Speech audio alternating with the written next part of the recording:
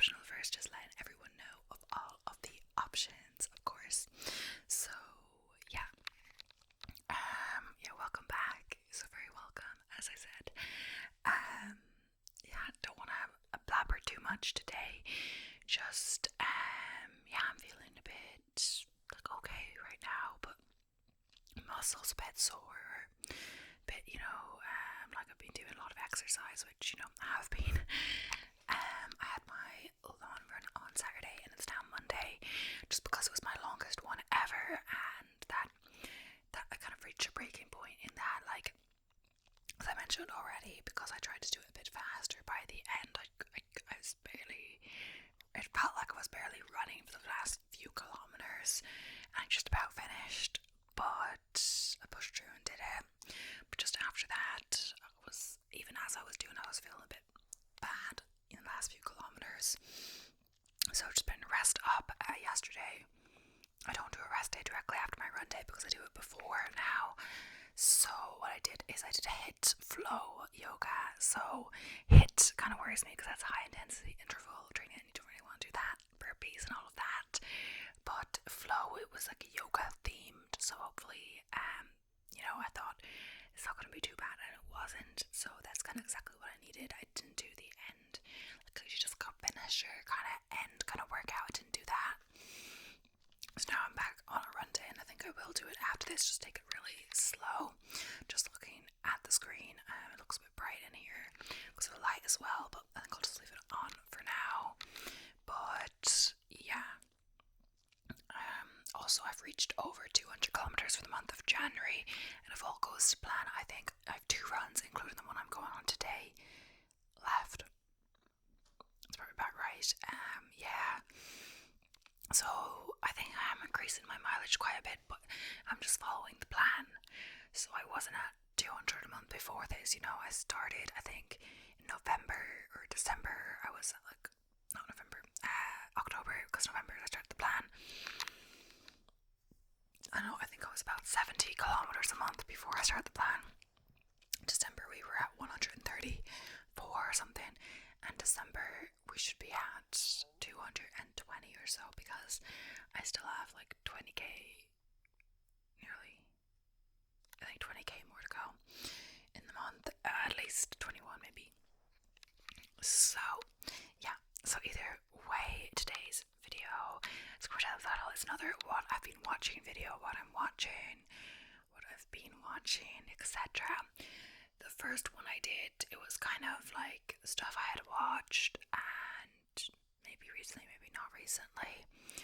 When the second one came round, I did it quite quickly, close to the third one, to the second one, to the first one. Jeez.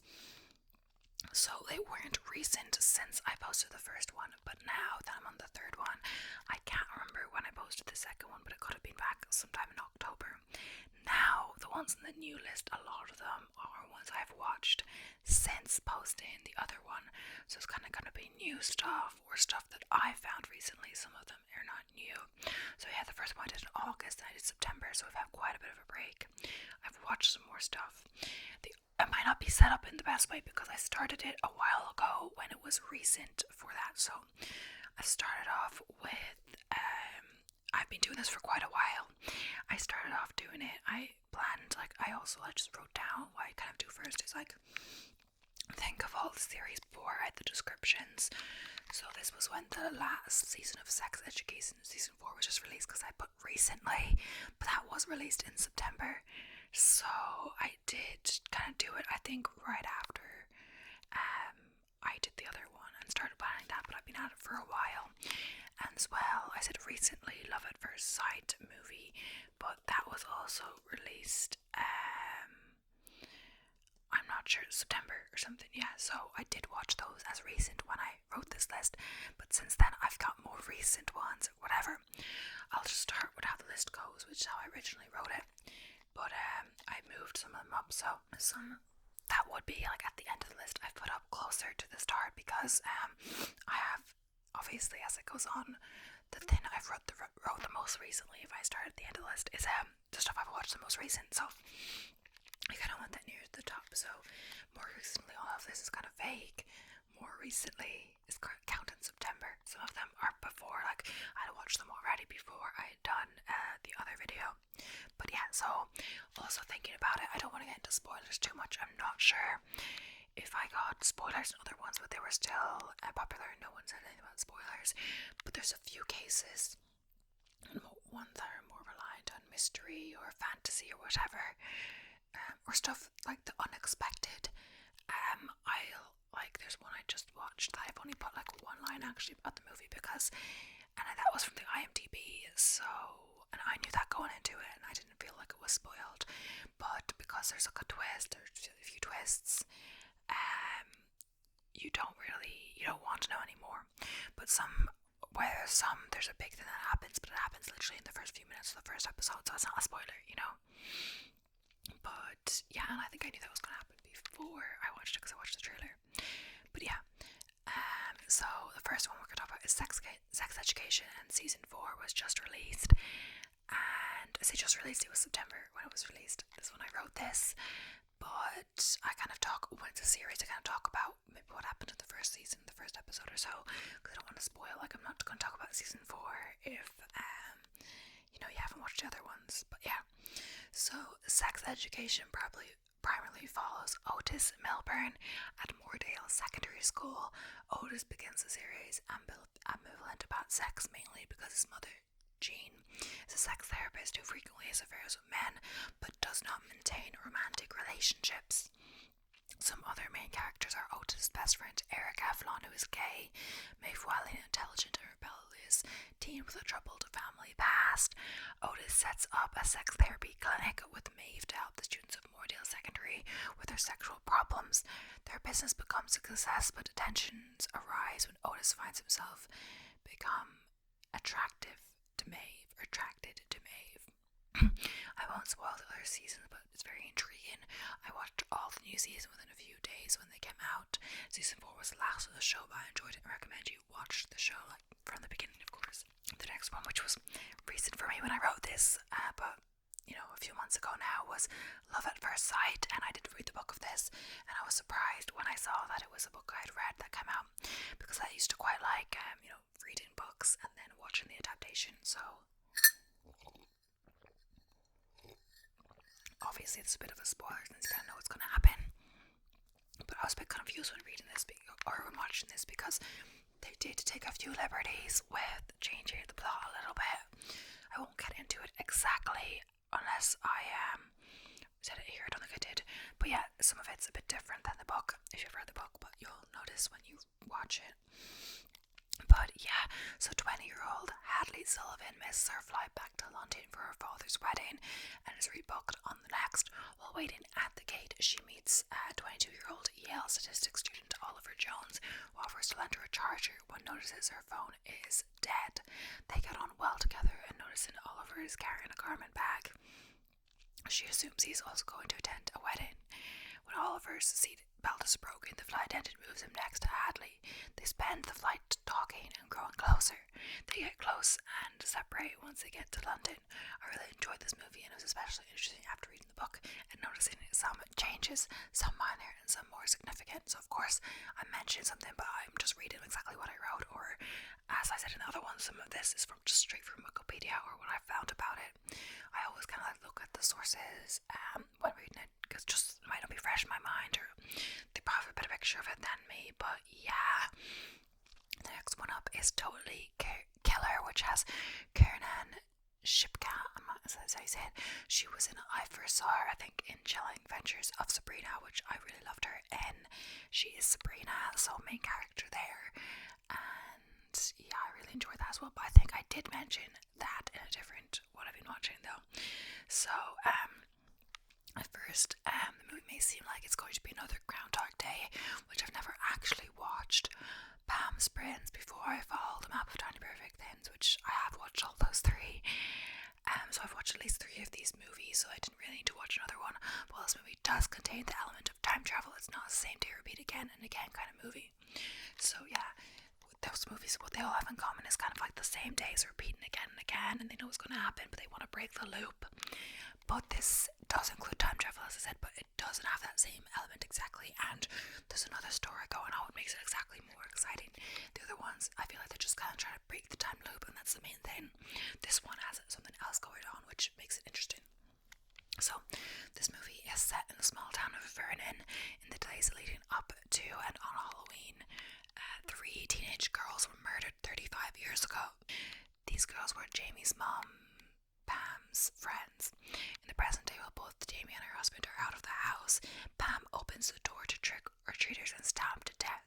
Jamie is approached by reporter Chris Dubassage, who tells her Pam confided in him that she received a note from the killer that she kept a secret, which read, "You're next one day." After Jamie is chased by the killer, she hides in a time machine created by her friend Amelia. It activates and sends her back to 1987. She realizes that if she stops the Sweet 16 killer original spree, she can save her mother's life, so she goes on a mission to discover who the killer is. So I really enjoyed the movie. It was a fun, scary movie that kept you guessing. So yeah, I don't think there's too much spoilers in that, because you find that out pretty soon, and it's not really a spoiler of what actually happened in the who's the killer and all of that. The next one is an Apple TV series still up, and I'm not sure. I think the first season is done, but I'm not sure if there's going to be a second, if it's going to be renewed, all of that. So this is an Apple TV series which involves a late night relationship of two internet best friends. Lisa has a daughter is currently in a relationship with Veggie. Most of the show revolves around her friendship with Danny and their bond over being insomniacs. Danny is an agoraphobic journalist. They never seem to hang out in person, of course. One of the obvious hurdles is Danny being agoraphobic, so he doesn't want to, or is afraid of living in the house.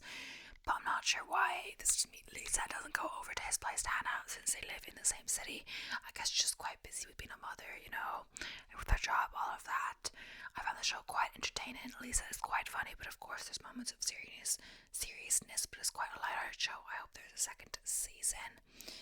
Yeah, I quite enjoyed it. Veggie, don't want to give it too much away, but Veggie, I didn't know how to pronounce it, but yeah, she seems happy in her relationship with the Veggie in a way, but he does kind of seem like the afterthought. She's always thinking about Danny and being best friends and all of this, but Veggie is kind of she takes him for granted a bit, but yeah. And we don't really see her daughter that much really at all, which is kind of weird.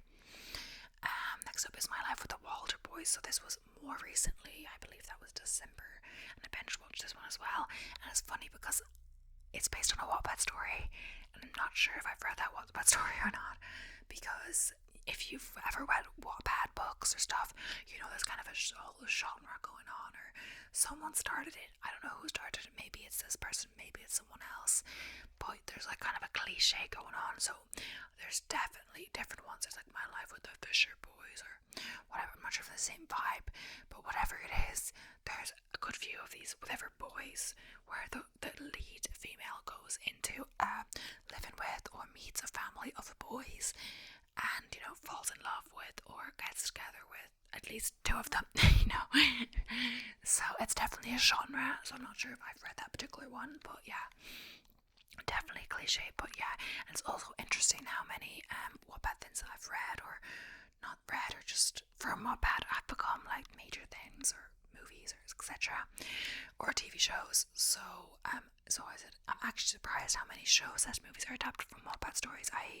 After Kiss and Booth and Light as a Feather, that's the one I know of. And actually, yeah, I'm not sure if I did Light as a Feather in this, then that's another one I would recommend. Because some of them, I feel like a lot of what's going on is just kind of love story, day-to-day life, but Light as a Feather has a bit more going on, a bit more sinister, but yeah. Nevertheless, I binged the series in 3 days, and I hope there's more seasons to come. Definitely ended on a cliffhanger.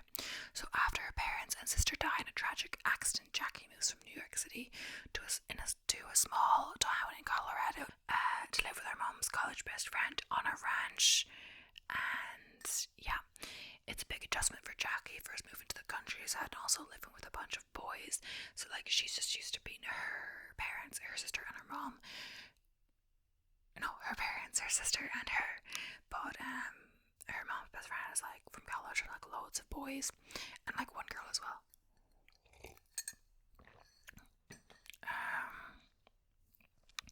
There may be a love triangle going on. I'm not sure how many spoilers I should give, but of course there's this classic nice guy versus bad guy dynamic, and of course they're brothers, you know. Couldn't be this genre without it, you know. So Gen V, I really enjoyed this. Honestly, I don't think I've watched the last episode. Some of these I haven't watched all of them. I have bad habits when it comes to TV shows, so basically what I'll do is I'll watch, even if I really enjoy it, I'll like watch most of it and then I'll like stop watching, I'll go on to something else, even if there's only a few episodes left. So like, I swear I've done that. I think I've talked about you in this before. Yeah, you.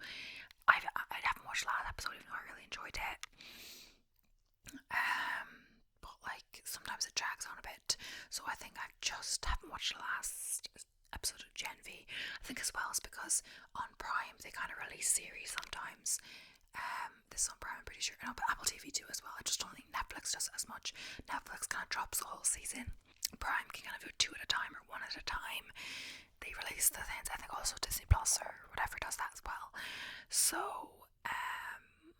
yeah, so this is a spin-off of The Boys. I haven't actually watched The Boys, but really enjoyed this series. It follows the main character of Mary when she accidentally kills both of her parents, when she discovers she has superpowers and cannot control them. As she's now an orphan, she was relocated to the Red River Institute, a group home for supes, until she was accepted into Godalkin University. The series starts when she starts to attend Godalkin University. After saving a woman who another student accidentally kills with her powers, she's expelled by Professor Richard Brink to protect other students. She later returns to his class to confront him, who discovers he's been killed by another student. The student then attacks Marie and other students and shortly commits suicide using his powers. This sets off a chain of events leading Mary and her fellow classmates to investigate what's really going on at this university, what caused a student to kill Professor Brink, etc.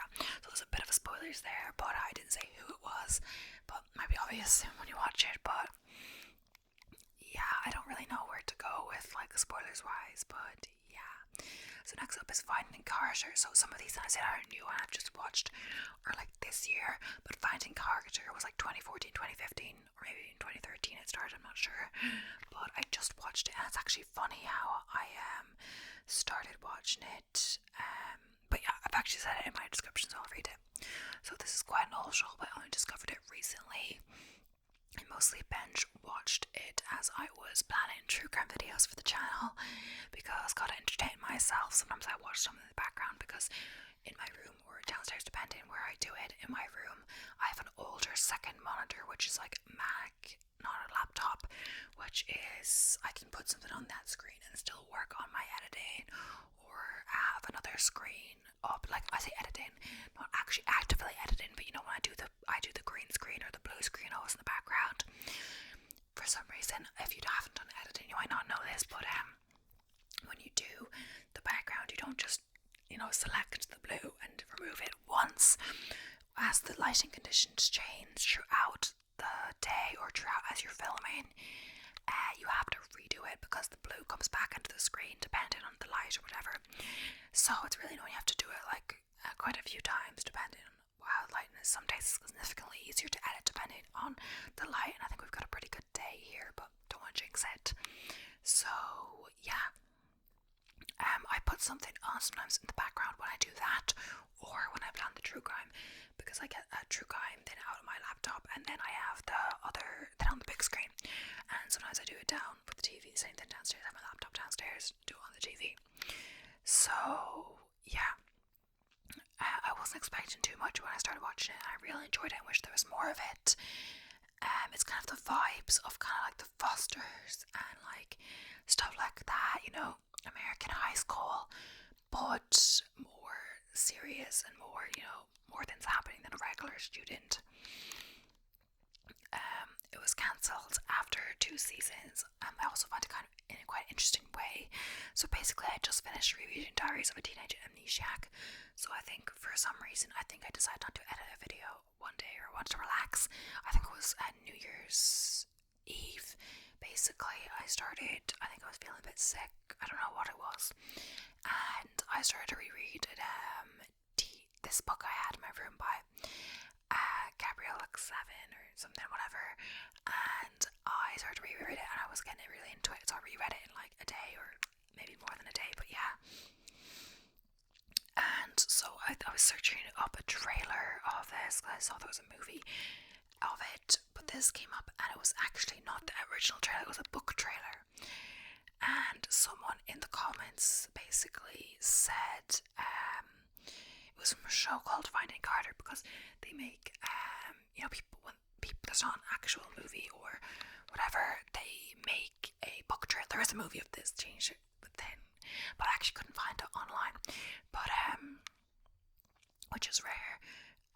When people have a book and they haven't actually made a movie of it, some fans use footage from like a TV show or movie and create that to match up like what happens in the book or something. So they've made the three different guys that kind of appear. The different guys kind of appear in Finding Carter, or some guys, she made them different characters in the book for the book trailer. Anyway, so I learned the show is called Finding Carter from a comment on the video. I thought, hey, this is kind of good, I'm actually going to watch this. So then I looked up the trailer, and this is kind of given away in the trailer, so I'll say this bit. So basically, when a prank goes wrong, like Carter and her friends do something illegal, Carter and her friends are caught by the police, so they're put in a jail cell until the parents come get them. So but her mother never comes to collect her, and Carter is told by the police officer, the person she knows as her mom, is actually her kidnapper, and she was kidnapped when she was 3 years old. This is a total shock to her. She's then picked up by her parents, her real parents, biological parents, and brought to her house, where she meets her twin sister that she didn't even know exists, and her brother Grant, which they didn't actually tell her about until she was at the house. It's a difficult adjustment for Carter, and there are lots of twists and turns along the way. I found it very enjoyable to watch, and watched it quite fast, even though there was like 30 episodes total. I think I went through them quite fast.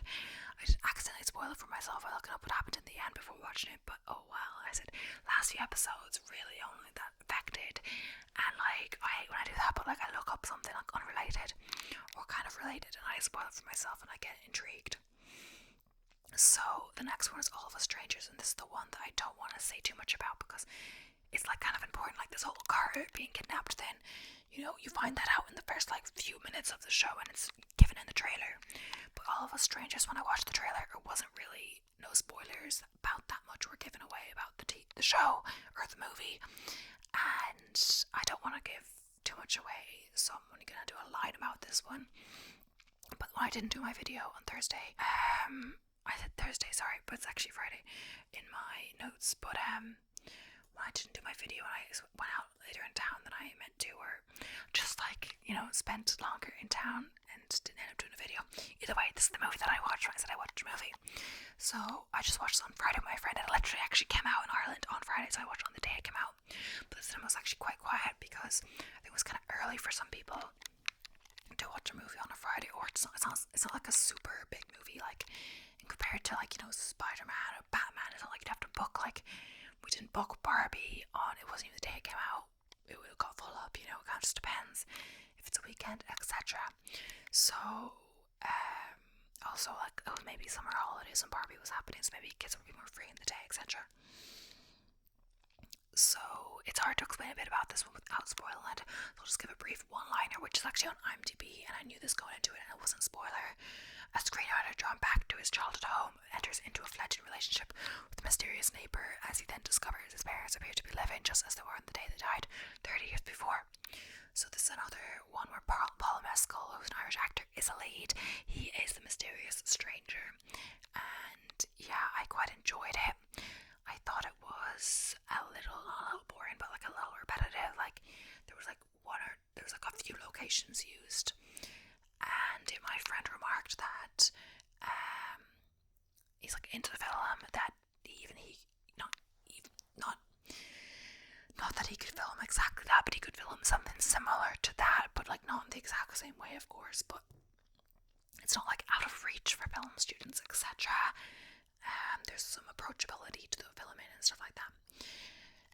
The next one is Murder on the Orient Express, and this is actually, I mentioned this with the Lindbergh kidnapping case because that's kind of important. I'm not sure the name of it's not that, they've based a different story on that and called it that, but it's based on the Lindbergh kidnapping, but that's not the name they use in it.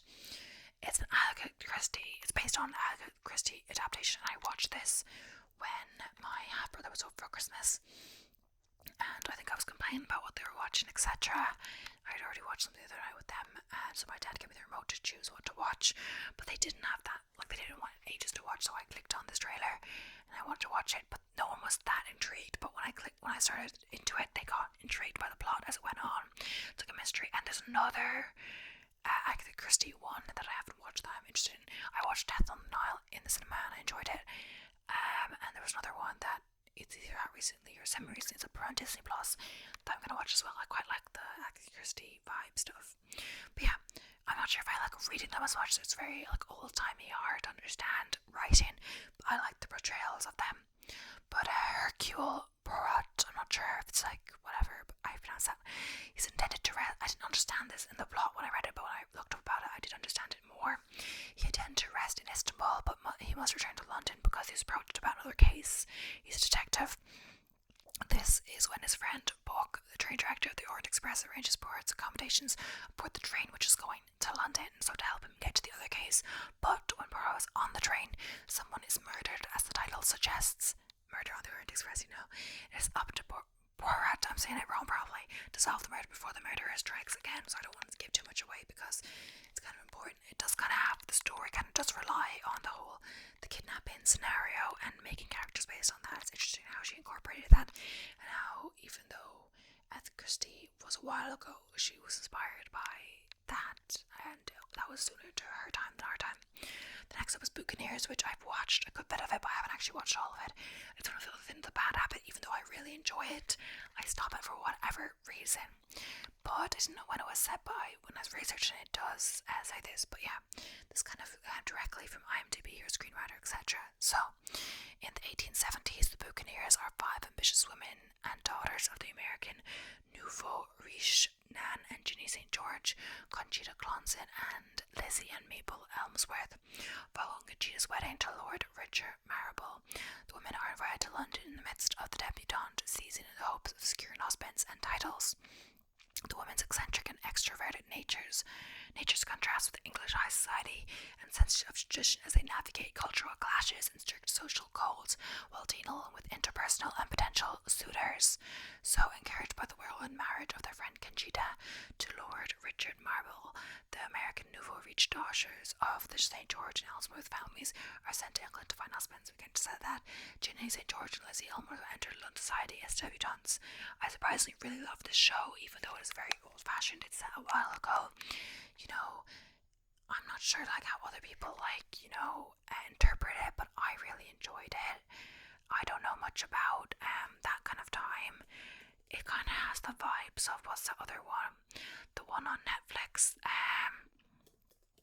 You probably know what I'm on about if you've Netflix, Old Society. I forget what it's called. Bridgerton, yeah, kind of has the vibes of Bridgerton. So I've looked a bit about Bridgerton, not much, but they're both set in the 19th century, but in different eras. I think Bridgerton is set earlier. It's from 1810s to 1830s, kind of, and Buccaneers in the 1870s, and Buccaneers was made after the Bridgertons. So maybe it's inspired. I'm not sure if it's based on like source material or what. But I didn't watch Bridgerton. I watched like an episode or two, but I got bored. Maybe, I think it really depends like when I watch it, what like context, am I tired, whatever else, if I like it or not. I think I kind of get sick of this whole women, men being superior than women, all of this kind of thing, and their whole like obsession with marriage and stuff. It's because of the time, and that's what they needed to do in all of this to be successful, succeed, have their own freedoms, to be married or whatever. But I don't know, I kind of just like get a bit annoyed of that, and of course it's because I'm coming from a completely different context now. But like, I'm not like too pushed on marriage at all. Like, if I never got married, I wouldn't really mind. I don't know, we're living that day and age now. But in Buccaneers, especially when someone is, I guess I don't want to give it away. I don't know. When someone is a bastard child, or what's the word, born out of wedlock, it's such a big deal, and it could ruin the reputation of the woman and her marriage prospects and her whole life. But it's just not a case now, which is good. But I quite liked Buccaneers in that, I don't know, like, I thought I was going to be so submissive women and all of this, but they were really strong. They're really strong women in this, you know. They want to portray strong women not being afraid of men, and these women, when they're together, they're such a strong force to be reckoned with. And in some cases, when men try to abuse them or whatever else in the series, they need to stick together and have each other's back, and when they do that, it's really powerful. I don't really know what I'm saying, but yeah, I enjoyed it. I didn't actually watch the last episode or so, but maybe 2 episodes, but I just have a bad habit of doing that, you know. So another one I've watched recently, which I literally just watched recently, is The Five. It's another Harlan Coben adaptation. So the problem is, like, there's a new one on Netflix. What is it called? I forget what it's called, but I was watching it yesterday. I'm like 4 episodes in out of 8, and I freaking ruined it for myself. I won't ruin it for you guys too. But I looked up about something that, like, I wanted to figure out something. Technically, I wanted a spoiler, but I wanted a little spoiler. But I didn't want to actually know what happened. I've done this for myself a good few times, like in 13 Reasons Why. In one of the seasons, near the end, there's like a death. But we do know there's a death, so it's not a spoil if it's a death.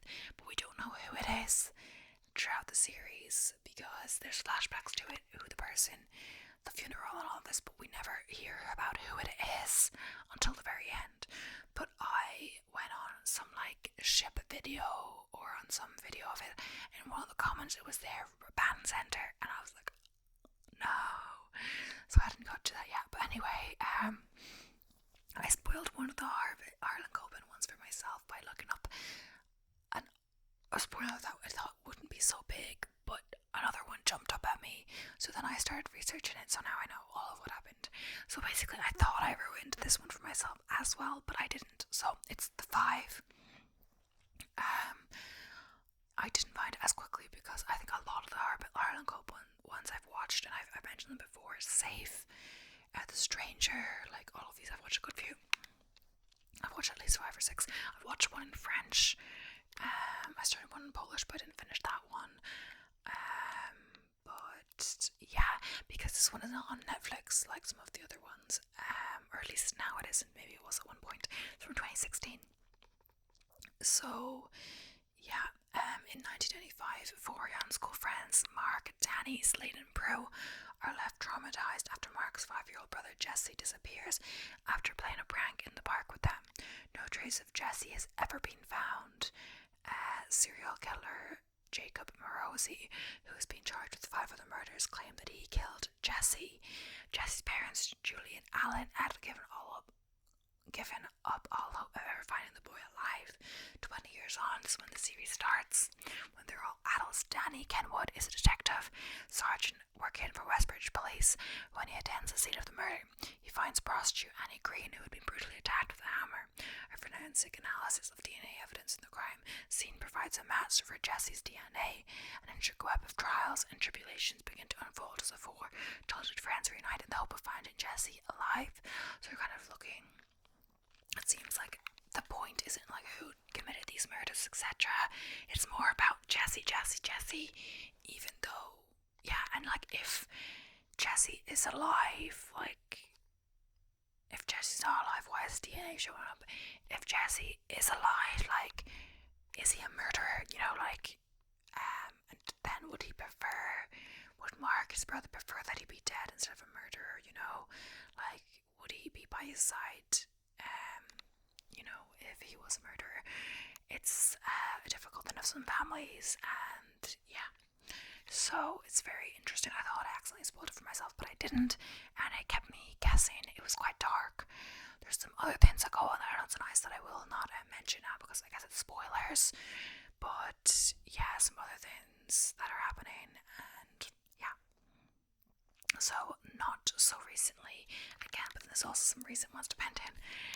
Rebel Cheer Squad, Get Even. So this is more like a, one set at a school, but in England, I believe. I quite like watching kind of English shows as well. A lot of Harlan Coben ones are English.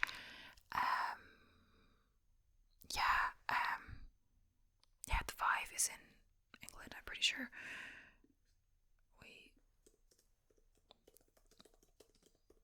I think that's just because of how he wrote them, but he's also got an adaptation in French, etc. So yeah, it's set in Liverpool, apparently. I quite like some English shows, because a lot of shows are American these days, but yeah, this Get Even is like an English show, but it's set in, an English school, like, which is good because a lot of the shows are set in American high school, etc. And I think the English has a nice difference to it, yeah. So it's a spin-off of Get Even with a different cast. The original, I might have mentioned Get Even before. So after cheerleader May announced their decision to leave the team and school altogether, teammates Grace, Clara and Rumi decided to investigate the potential of bullying within the school. Grace, who was running for school president, assures voters that she'll prioritise making the school a safe place. In the wake of May's departure, Lila, Clara's sister and teammate Claps, as well as the squad, are performing. They're like cheerleaders, of course, yeah. Grace, Clara and Rumi conclude she had been drugged to her flask and vowed to find the culprit via sleuthing tactics used by their predecessors. DGM Don't Get Mad. So the series shows them trying to figure out who's behind potential bullying, also drugging Clara, and why. So yeah. So next one is Flora and Son, which is an Apple TV one, I believe. And yeah, it's interesting because it's Irish. Well, I'm not sure if all the cast of Irish, but I think a lot of the cast is Irish, and it's set in Dublin, the capital city, of course. Well, I say of course, but yeah, it is.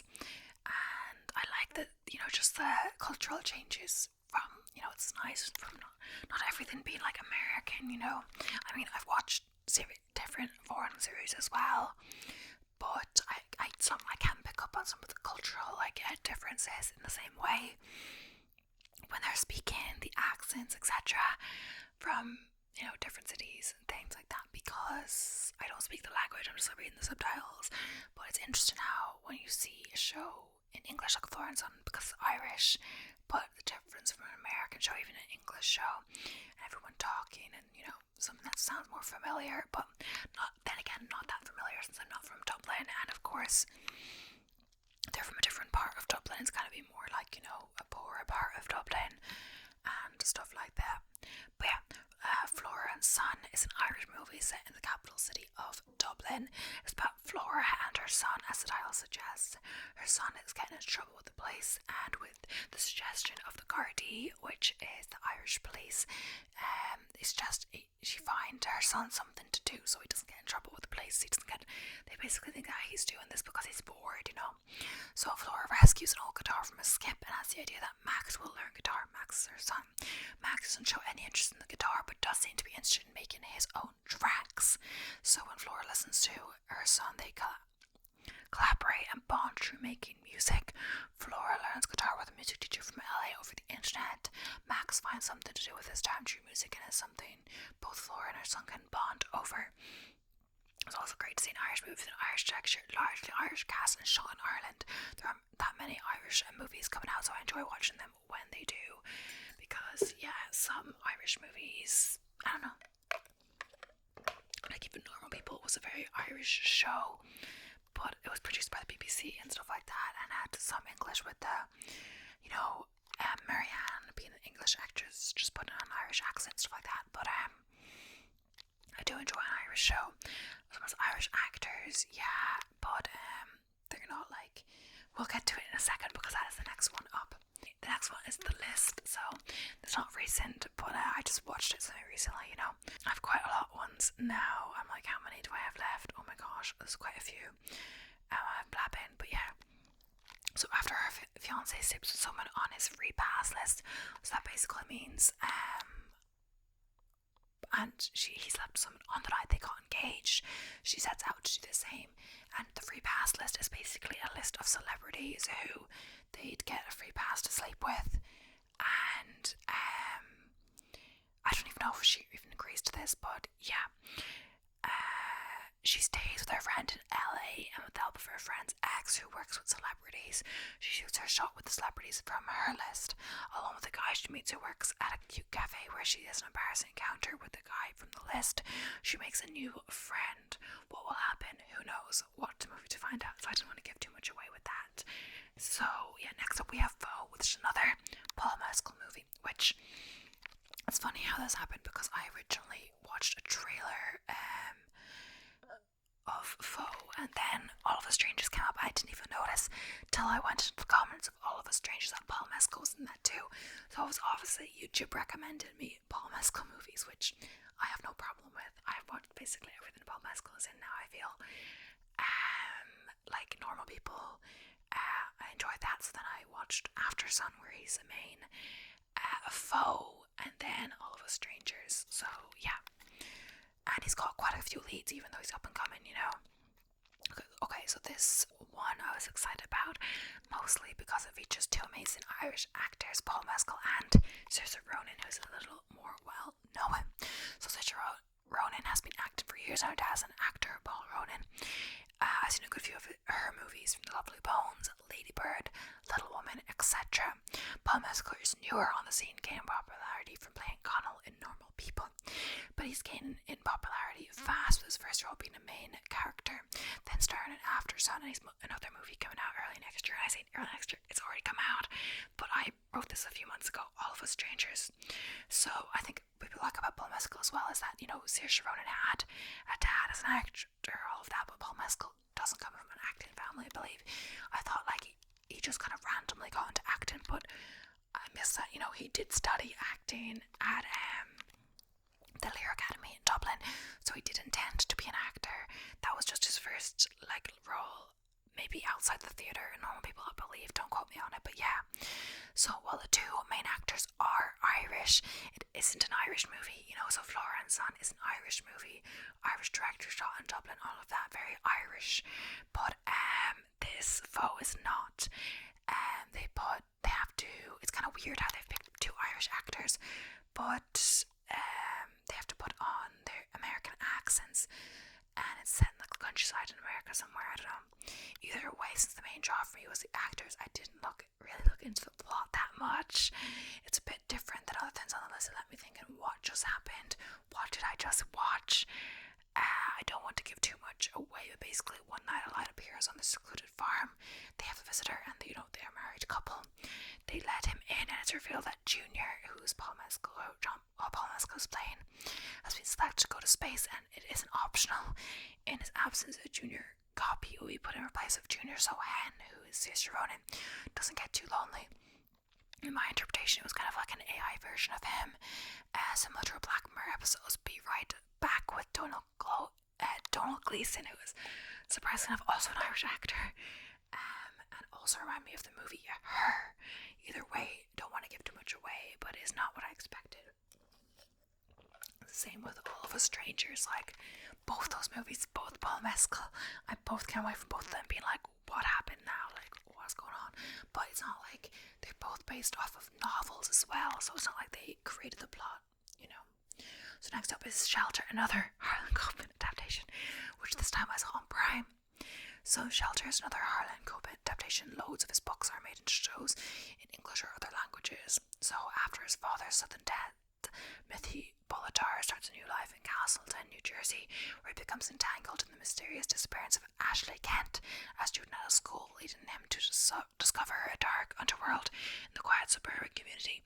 The series kept me guessing about what was going to happen next. It was a little confusing, but I really enjoyed it, and I spoiled it a little for myself in the end, as per usual, but not too bad really, because it was one of the last episodes I spoiled. It's set up like this is going to be a second season, which I hope there is. Could be cancelled, who knows, but I haven't looked up if it's renewed or not, and I don't know if we'll know yet. But it's interesting because of Harlan Coben's is an author, so a lot of the series are based on his books. I'm not sure why he get so many of his made into series, because some other people will only get like one book made into a movie, etc. But he gets nearly all of his stuff made into shows a lot of the time, I think. But a lot of them, because he's an author and it's like the one book, it's usually a limited TV show. He hasn't had a movie made that I know of. It's all TV shows. Maybe it's just the way he writes his books, it sets up for good TV. But they're all like a limited series, so like one season, that's it. But Shelter is set up like there's going to be multiple. So either it's going to stray from the original plot, or the one season didn't, do a whole book, or I don't really know. But I hope there's a second one. It was quite interesting. So not so recently again. Oh my gosh, I have so many. Hopefully I'll get through before the power is out. When I plan these, it's kind of hard to know if how long it's going to be. So I've been nearly 50 minutes, I believe, at this point. So it's kind of hard to guess how long it will be going. But I think I'll just finish the list at this point, or I could use it for the next list. But so not so recently, Spinning Out. I watched this more than once, not all the way through, but I really enjoyed the show, even though it was cancelled after one season. So I believe I originally referred to my list, so I don't think I'll be repeating anything at this point. Even though I've watched this before, I filmed the first what I've been watching. So Spinning Out follows Kat Baker, an up-and-coming single skater who's about to turn in her skates after a disastrous fall took her off the competition track. When Kat sees the opportunity to continue her career as a pair skater with a talented bad boy partner, she risks exposing a fiercely kept secret that could unravel her entire life. On and off the ice, Kat and her new partner will face dating odds, injury to body and soul, financial sacrifice, and even potential mental breakdown on the way to realizing their Olympic dream. I really enjoy this series. It deals with important mental health issues that they affect people's day-to-day life, the rigor of trying to make it as a professional skater, etc. It is about ice skating, and even the difference, which you don't know as an on skater, maybe you wouldn't think about so much, the difference between Kat as a single skater and Kat as a pair skater, and how that involves trust and in her partner and teamwork, working together, trusting someone else to not let her fall, which is quite hard for her after she had recently had a fall where, of course, she didn't drop herself, but she fell from a jump, which she did, which you can do, and skating is dangerous, but yeah. So after that, Kat is scared to do jumps and all of this, which you need to do to be a successful skater, especially at, competition level. But yeah, really interesting series. I've watched it a few times now, maybe at least twice all the way through, maybe a third time, not all the way through. Really enjoyed it. Tiny Pretty Things, another cancelled show which I wish had another season. It's similar to Spinning Out in that the main focus of the show is to become a professional in some sort of sport, but this time it is not ice skating, it is ballet. So however, as well as just ballet, the focus is not just, ice skating in the story with that, but it's also a mystery in that who pushed Cassie, or what happened to Cassie, a person who fell off the top of the building, and that is why her space in the ballet school is opened up, and that is why Nevaeh came to the school, because Cassie was pushed off the roof. She's pushed off the roof by a hooded attacker. A place at the Archer School of Ballet in Chicago in Illinois becomes available, which is given to Nevaeh. She's allocated a dorm with roommate June, who is close with Bette, who sees Nevaeh as competition, and she also gets Cassie's literal, same room. June used to be Cassie's roommate, and it's interesting because, she is basically replacing Cassie, who, she's still alive, she's in a coma, but we don't know if she's going to wake up or not. She's allocated a dorm with roommate June, who's do that. The series basically combines intense ballet with solving the mystery who killed Cassie. We get to see into each of the main characters with their struggles, Bette's family life, Shane's romantic life, Oren's eating disorder, Jane's problem with her mother, Nabila's relationship with Cassie, etc. So yeah, Voyeur years, a young couple, Pippa and Thomas, move into their first apartment together in Montreal. They soon realize that their windows look directly into the apartment across the street where a man with a professional studio is taking photographs of women. Pippa and Thomas watch the couple even jokingly give them pseudonames, Margot and Brent, but learn that Thomas is away to listen in on another room using a laser pointer. The process requires a reflective surface to send the laser beam back to. When the neighbours throw a Halloween party, Pippa and Thomas sneak in posing as guests. Pippa plants a mirror in the apartment, later allowing her and Thomas to listen in on their conversations. The movie continues with some unexpected turns and looks into our curiosity about other people's lives and how this can take a turn and become an obsession. So it was really unexpected and all of this, and I really enjoyed it, but it's a bit dark, and yeah, I don't want to give too much away. I was going to change my camera battery, but there's only a few left, so I might just continue on. I just don't want it to power out. I'm not sure if the file will save. My voice is getting a little sore. It's a bit longer than I intended, but yeah. The half of it. So a friendless Ellie Chu lives in the remote town of Squamish, where she makes extra money writing homework papers for her fellow students. She lives with her widower father and performs most of his duties as station master and signalman. Even though they've lived there for her whole life, I believe, he hasn't learned English too well, and yeah, it prevents him from doing his job. She's approached by Paul Muskie, an inarticulate football player, to write a love letter to Asher Flores, a girl at their school, because she's known for writing papers for people, etc. But she didn't think she'd have to write love letters. When facing money trouble, she decides to write the letter. Ellie connects with Aster through her letter writing, although Aster believes she's communicating with Paul. In real life, Paul cannot communicate with Aster the way Ellie can in her letters. The movie tells a heartwarming story of friendship, love, family, and growing up. I thoroughly enjoyed this movie, and I believe I'll watch it at least twice. So next up is How I Met Your Father. How I Met Your Father is a spin-off of that How I Met Your Mother, of course.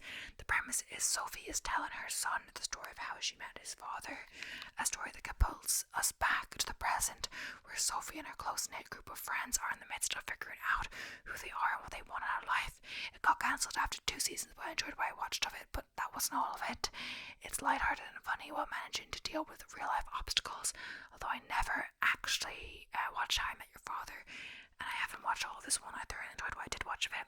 It's interesting because apparently I think there was a second there was meant to be another How I Met Your Father before this ages ago, but apparently there's a live audience or something where they say react or negative or boo or downvote, whatever it is, and whenever the woman who was acting as the How I Met the mother, which wasn't Hilary Duff at this time, the audience didn't react positively, so it never got past a pilot, I believe, or something like that. That's what I heard. I think it was Greta Gerwig. Maybe not. Not sure. So, Home for Christmas, or also I Hate Christmas, which is the Italian version of the original Home for Christmas. Joanne, I'm not sure how you say it actually, is a nurse in her 30s, working at a hospital in Norway. During Advent dinner, she feels pressured by her family to be in a relationship. She lies and tells them that she's a boyfriend and who will accompany her to Christmas dinner. She then has less than a month to find a boyfriend to bring to Christmas dinner. I like both the original and the Italian version. The Italian version is more fresh in my mind because I just watched the 2nd season on Netflix. Definitely a fun Christmassy show, but not it's hard to know if, a show called I Hate Christmas is really about love for Christmas. I can't really remember what happens in the Norwegian version, but yeah, apparently other people prefer the original. I looked up on Reddit and about people say that I Hate Christmas is just kind of a copy of it, but every episode is based off Home for Christmas in it, so yeah, as well, I can't remember exactly what happened. I think it's a bit different, especially the 2nd season. But yeah, I really enjoyed it. Quite lighthearted, quite fun, and stuff like that.